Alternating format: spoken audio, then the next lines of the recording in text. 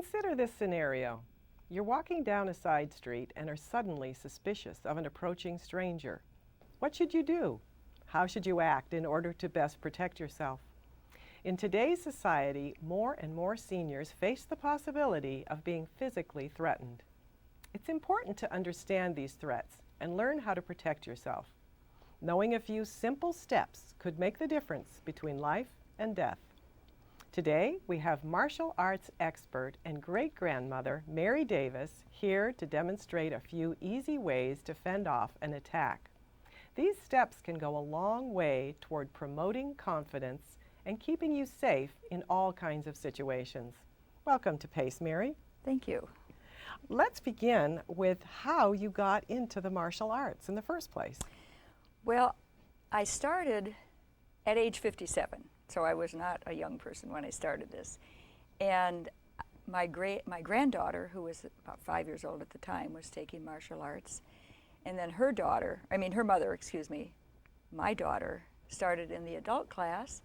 And I just thought it looked like a lot of fun, never really dreaming that I would become a black belt. But it just was a challenge, and getting each belt was fun. And remind us how many belts there are. There are 10 belts that you earn. You start with a white belt and work up through the rainbow of colors. And it took about 3.5 years for me to earn my first degree black belt. And how many other people were in the class that were your age? Oh, nobody. Nobody. No.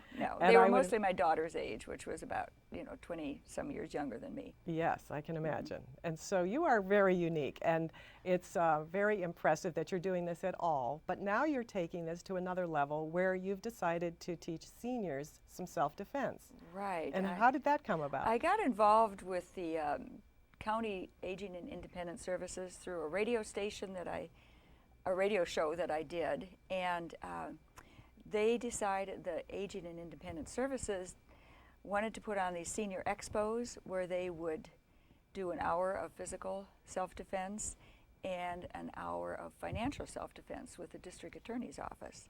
So we started doing these at the county libraries, and we've done about one a month since, I think we started in October of last year, and we have about one a month scheduled throughout the county libraries. Well, that's very impressive. And you also teach karate.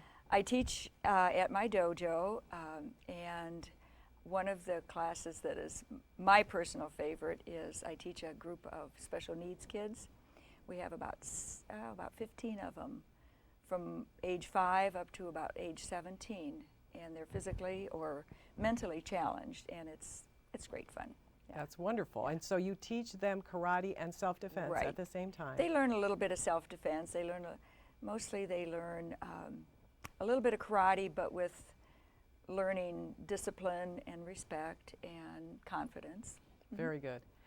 So you have been teaching the self-defense classes to seniors, and this is men and women. We can't just think this is always an elderly woman that this happens to. Yes. And I assume that you're teaching this in all aspects of not just being accosted in a parking lot, but in various situations. Right. We go through the scenarios of if you're out and about, and then purse snatching, which is probably a very common crime against senior women, purse snatching, carjacking, home invasion. Right. All those things. So the whole gamut. Mm-hmm. And I'm sure that your audience are generally people that have not had this happen to them prior to this class that they take, and yet know that it's out there and it could happen to them.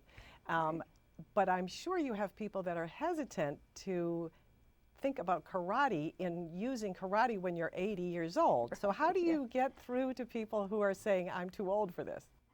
Well, first of all, I tell them, I can do it, you can do it. I mean, this is what we, always say, if I can do this, you can do this. If they're in physical, most of the seniors that come to these expos are in really pretty good shape. I always ask the audience, how many of you are taking yoga classes? How many of you get out and walk? And it's surprising that most of them are pretty active. They're the ones that like to come to things like this.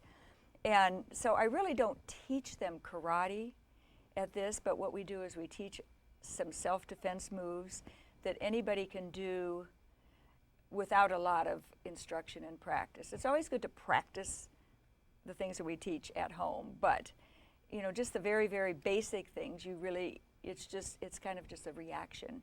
And we hope that through these expos that these seniors will feel more empowered and not be looking like a victim out there. It's also a big motivation for people to get in good shape, Right. to take yoga Yes, classes, yes. to keep so that your body's flexible, isn't Right, it? right. So they at least can get away from a situation, so they Right. can walk away from a situation or run away from a situation. Right. Exactly. Well, I don't want to waste too much time talking here because I know you have a lot to demonstrate for us today. Okay. So I'm going to let you go ahead and demonstrate this All for right. us today. Okay. Okay, one of the first things that we teach our students, children and adults, and the seniors that I've been working with, are the 4 A's. The first A is aware, and that means you're aware of your surroundings when you're out in a parking lot, walking out of a store. You know, just look around and see, is there something there that looks a little suspicious? Is there somebody that makes me uncomfortable? You know, you get that creepy feeling. You know, something's not quite right. So you're aware of what's going on around you. Then you assess the situation. That's the second A. Assess the situation. All right, is this person coming at me? Does he have a weapon? Can I go somewhere? Can I go back into the store? Just, you know, what can I do? And then the third A is to act. And whatever you do to decide to act, and we tell this to the kids, the seniors, adults, you do 100%. You decide what you're going to do and you do it 100%. Whether it's to turn around and run, go back into the store. If you have to fight, you fight 100% because if it's your life or that person's life, you have every right to fight for your own life. The fourth A, and maybe that should be first, is attitude. The way that you walk, the way that you conduct yourself when you're out and about. You walk with confidence, with a purpose. I see sometimes so many of these elderly people walking like this with their head down, you know, loaded down with packages, and I think, oh my goodness, I hope that she gets home safe because it would be an easy target. So, you know, walk with a purpose, walk with your head up. Don't be afraid to look somebody in the eye. If you feel someone's following you, you know, look back, look at them. That way they know that you see them and could identify them if you have to. So the 4 A's, aware, assess, act, and attitude. And we'll review those again a little bit later. So if someone does come up to you and starts to get into your personal space, that's when you need to really be aware and to decide what you're going to do. Ideally, you would keep someone about 4 arm lengths away. If someone is walking up towards you, you want to just back up. 4 arm lengths is safe because 2 arm lengths, you know, they could still grab you. So 4 arm lengths, a car that's coming alongside of you, you know, you just want to stay back, keep your space. When you get uncomfortable, that's when you're going to have to do something, if you get uncomfortable in a situation. The other thing is that we tell kids, adults, seniors, you know, they say, well, you know, what can I do? Your biggest weapon is your voice.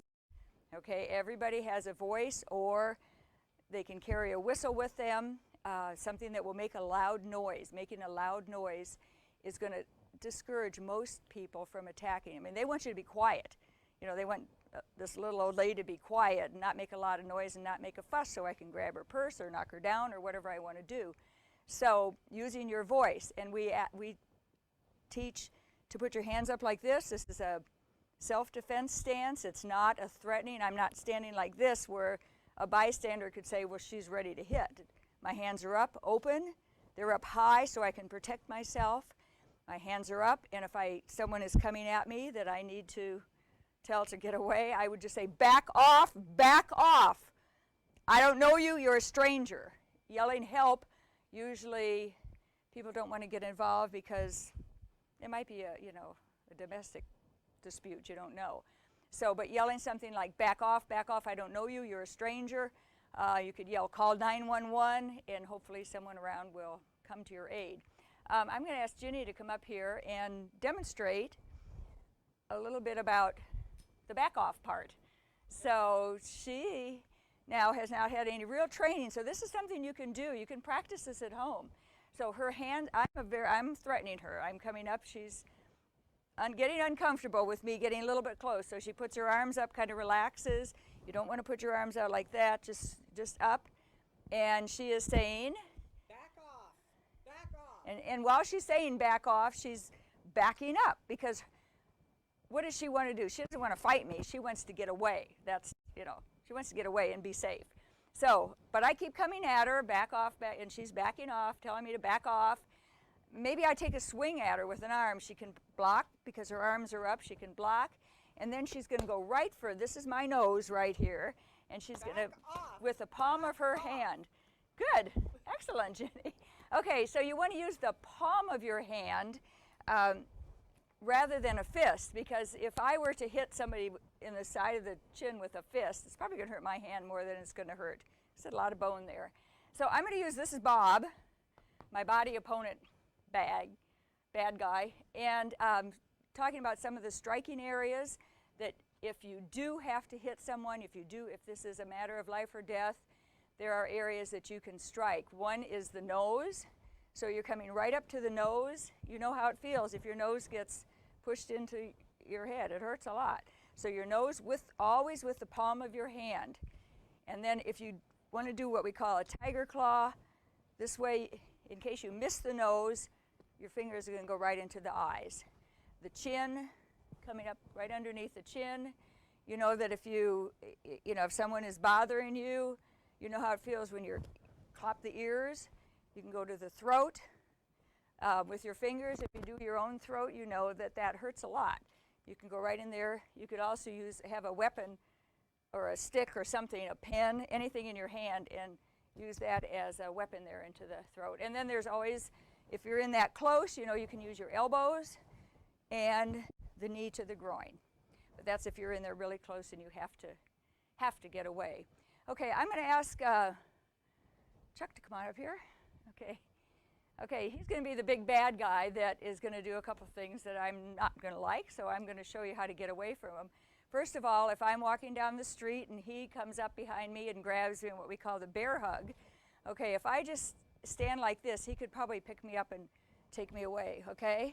But if I drop my weight, I'm centering myself in the bottom, and I'm going to use these elbows. My elbows are very strong. I'm going to use elbow, elbow, elbow, back off, and then I can give him an elbow at the end, and hopefully will discourage him from doing anything further to me. And then, as I said, the idea is for me to get away, and that's what I would do. Another thing this is something that seniors, women, are probably most likely to have happen to them, is purse snatching. I always ask my audience how many of them have ever had a purse snatch, and it's surprisingly a lot of them have. The first time I did a class, out of 6 people, 4 of them had been involved with purse snatchings. So we tell the people when you're out shopping, never carry your purse like this if you have a long strap. The reason being, because if Chuck is a bad guy and he's going to grab my purse, I'm really pretty helpless. He could throw me to the ground.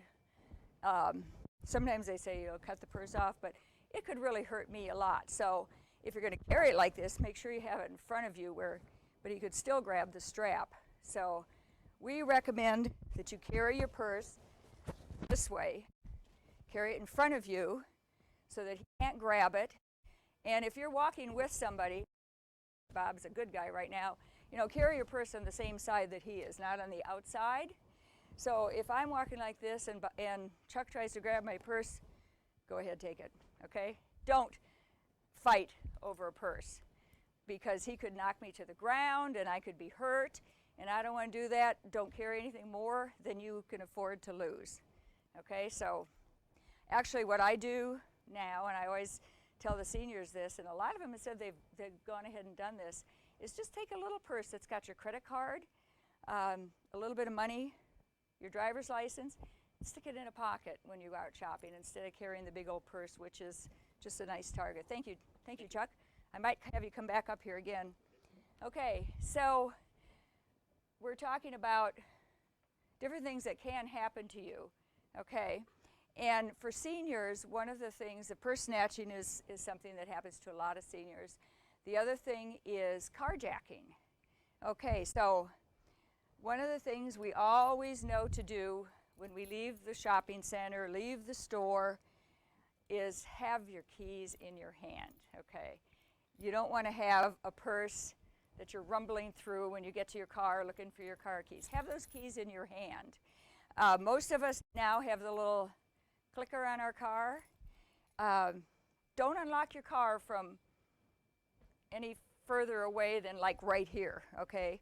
If this is my car, I'm not going to unlock it till I get right up close to it, because someone can be watching, and if you unlock it from way back, they could get to your car before you do. So, good idea to just not unlock your car until you're right there next to your car.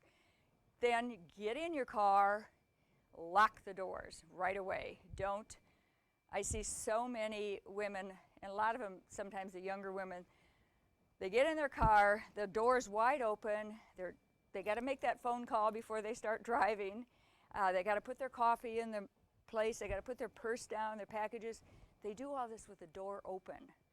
And I mean, somebody can just pop right in there and drag you out, or get into the car there with you. So get in your car, put everything down, lock your door, and then take care of all your personal housekeeping in your car. But don't leave that door open. Lock the car, keep those windows locked.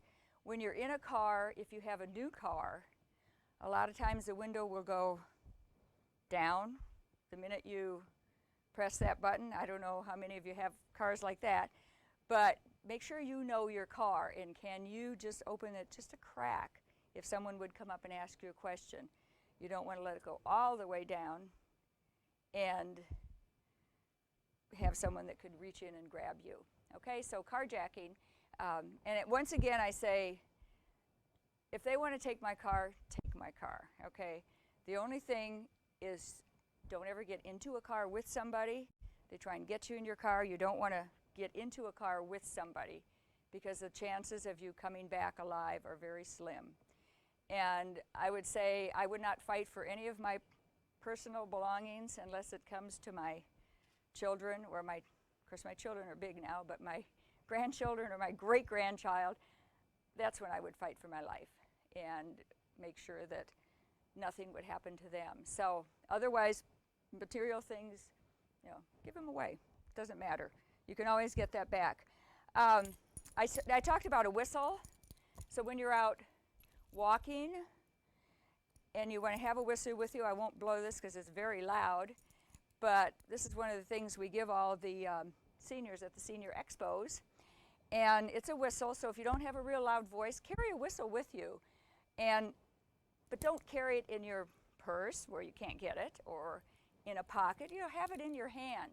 And as I said before, if you want to strike, if you have to strike somebody, even the end of a whistle can be really good right in here into the throat. So you can use that. You can use a little flashlight. It's a good idea to have a little flashlight on your keychain so that you have that with you. But have them in your hand. If you're out walking, especially in an unfamiliar neighborhood, have these things right handy. This is a Kubiton, which is actually a weapon, so you can't take this on an airplane, but you can carry something like this in your hand if you're in an area that you're not familiar with, or maybe you're just uncomfortable with. Just carrying it in your hand, and this makes a great weapon right into the throat or into the eyes or anything. It's a very, very hard plastic. So now, let's say that someone would come up and grab you. Can I have you come up here again, Chuck? Okay. Okay, so if Chuck grabs me by the wrist, okay, he's a big, strong guy, all right? People's first reaction is like, I'm going to try and pull away from him. It's going to be impossible because he's just going to tighten that grip. So what you want to do, and this is something you can practice with your spouses or friends, but don't really hit him, is you're going to soften him up. This is what we call softening up.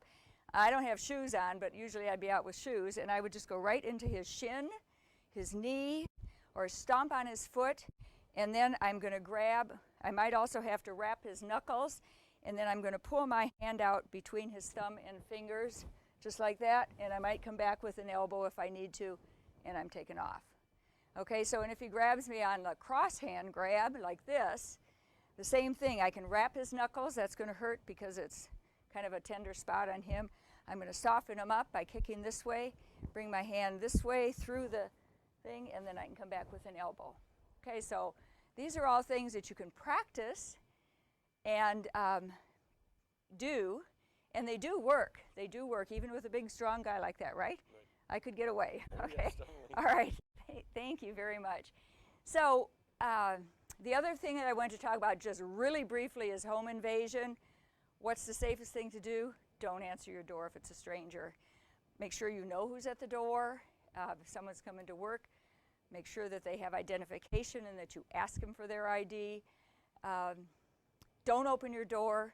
If you can get one of those security screen doors, those are great because someone can't keep that locked if you want to have some air in your house. But just don't answer the door. I don't even go to the door if someone comes and I'm not expecting them. My dogs are barking like crazy and I just pretend I'm not home. So anyway, and as a review, I just want to go over the 4 A's again. So there was aware. You're aware of your surroundings.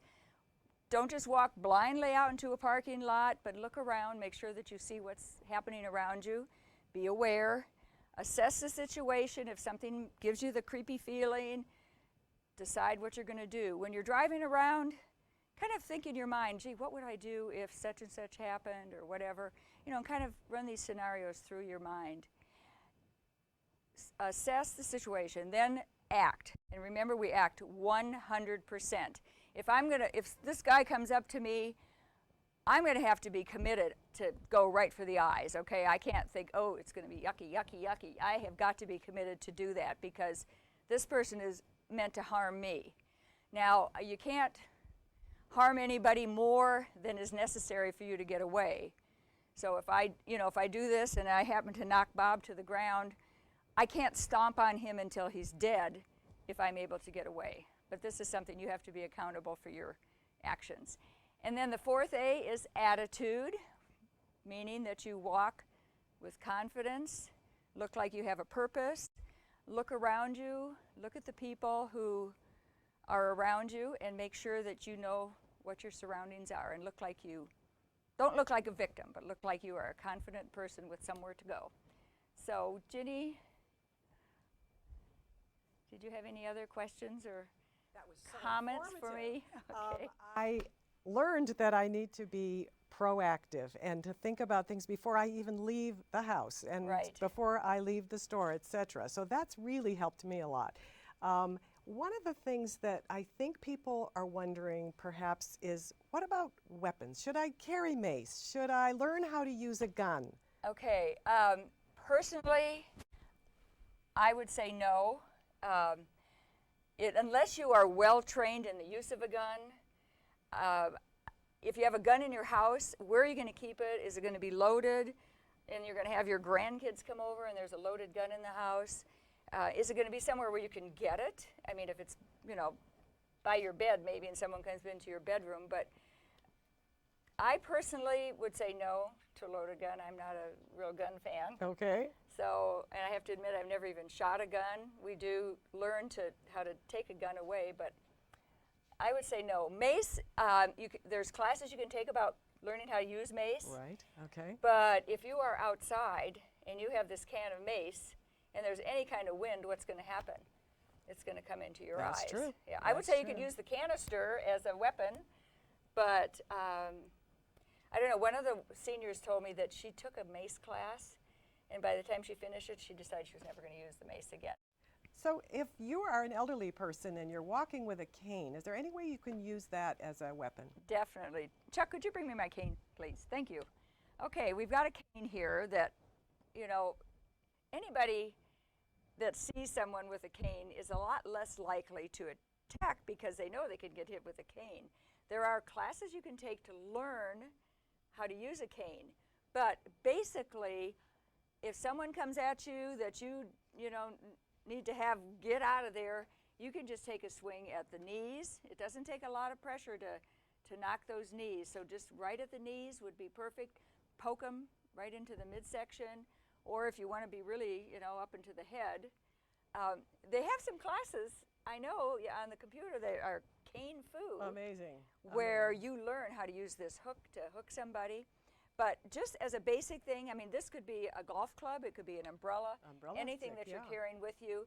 And just to, just practice just whacking. Well, the other thing is when you're talking about a purse, it sounds like perhaps maybe you should just be carrying your Visa card or MasterCard in your pocket and don't try to even carry a purse. Right. I would recommend that because after all, what do we have in our purse that we really Everything need? under the sun, unfortunately. But that we really need when we're going to the grocery store. Right. You don't need all that. That's true. And That's true. you can just carry a little purse and have the card that you need, the money that you need, and it's not out there, where somebody exactly is tempted to take You're it much away less from you. likely to be the one chosen to be attacked. And for men, we recommend, not to carry their in the back wallet pocket. in the back pocket, Right. especially when you're in areas like tourist areas. They have gangs that are just so fast, you can't believe it. I can imagine. Even putting your wallet in your shirt pocket, they come up and jostle you and grab it, and you don't even know it's gone until you get back to your room and say, oh, where's my passport and my driver's license. So. Mary, I wish that we could I have so many other questions, but I want to thank you so much today for giving us all this information. I think it's been very helpful for most of our seniors out there that can probably use it right away. I hope so, because I think the idea of this, what I would like to get out of it is to feel that a senior walks away feeling more empowered, that yes, I can do something, even if it's just walking with the right attitude. Exactly. Thank you so much. Well, thank you for having me.